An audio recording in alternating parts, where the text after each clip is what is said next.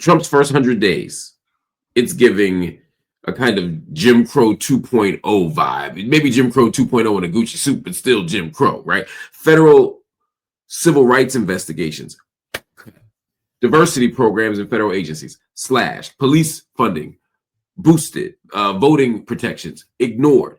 He's pushing law and order as a kind of mantra, but we know what that means. It means remixing the same old script: lock up black folk, shut up black folk, tell black folk to be grateful for what they do get, and then we move to black businesses. They're not getting tax relief. Black farmers are getting left out of all the aid packages, or most of them, and HBCUs are still waiting on empty promises. Although he says he's been the greatest president ever for the HBCU, we know that that just ain't true.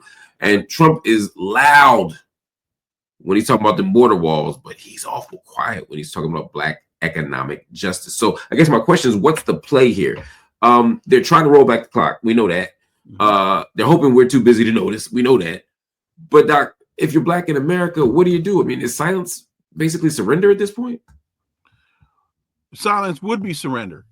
And unfortunately, in my humble opinion, there are too many in positions of so-called black leadership that are still silent.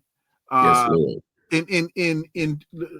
So in terms of what impact does this have on the African American community? You've heard the adage, when white America gets a cold, black America gets pneumonia. Yes. So if you, first of all, if you look at the antics of Trump are decimating America. Steve Bannon, the Trump whisperer, told us about deconstructing the administrative state. So they're attacking the First Amendment. They're attacking free speech. They're attacking college campuses. They're attacking intellectualism. They're attacking the Fourth Amendment.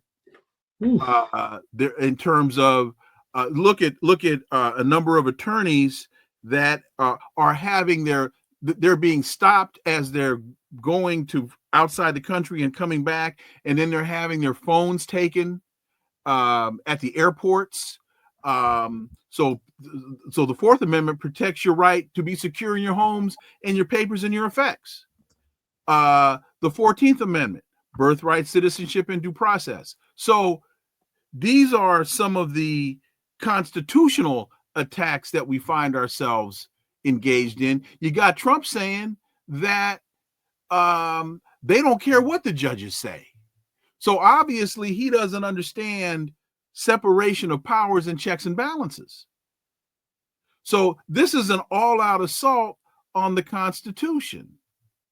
Then you get to the Doge cuts. 20% of federal employees are African American, and we only make up about 14% of the population. So the federal government is the largest employer of black people in the country, as Elon Musk is running around cutting federal jobs for absolutely no reason.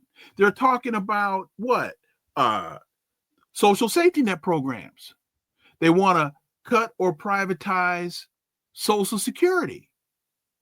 33% of African Americans 65 years of age or older, Social Security is their sole source of retirement income.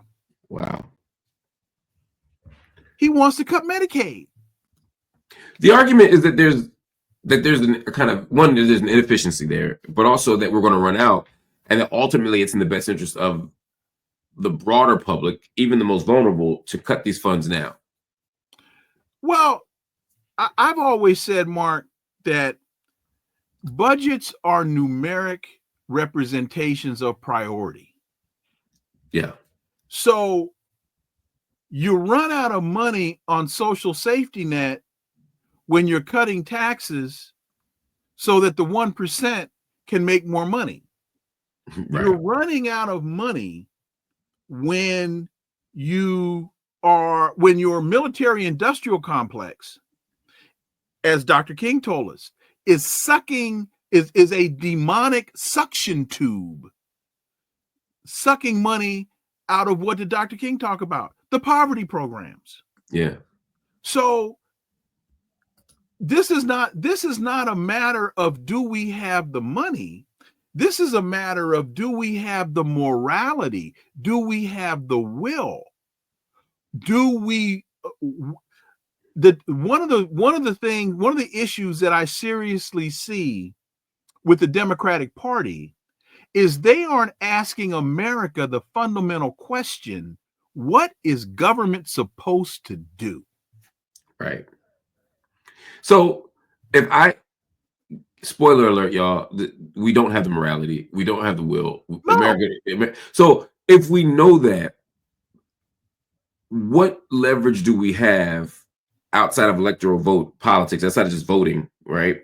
Which I'm not understating the importance of it. I'm just saying, in addition to that, what do we do to sort of force the hand of a state that is by design going to disadvantage us? Well, I think there are a couple of options. One, I wrote a piece a while ago called "The Dangers of Binary Thinking for the African American Community." We continue to buy into the myth that our only options are the Republicans and the Democrats. And so we don't even think third party. We keep if we do that, we're going to waste your vote. You're going to waste your vote. If you vote for Dr. West, you're going to waste your vote. If you vote for Jill Stein, you're going to waste your vote. Well, no, you vote your interest. You vote for the person that you believe will best represent your interests if you truly understand what your interests are. Mm. And unfortunately, not enough of us, we've bought into this American construct, even though that construct has failed us at damn near every turn. So one option is we need to start looking at viable, serious third-party options. But it's not a matter of just looking at those options every 4 years or every 2 years in the midterms. We have to start organizing at the grassroots level.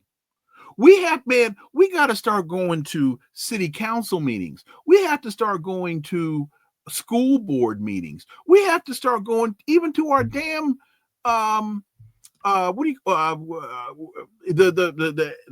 entity where your house, where you live in your neighborhood. Oh, right. Like the neighborhood watch, the community, the block association, neighborhood association, all that. Yeah, we're not showing up at those very fundamental grassroots.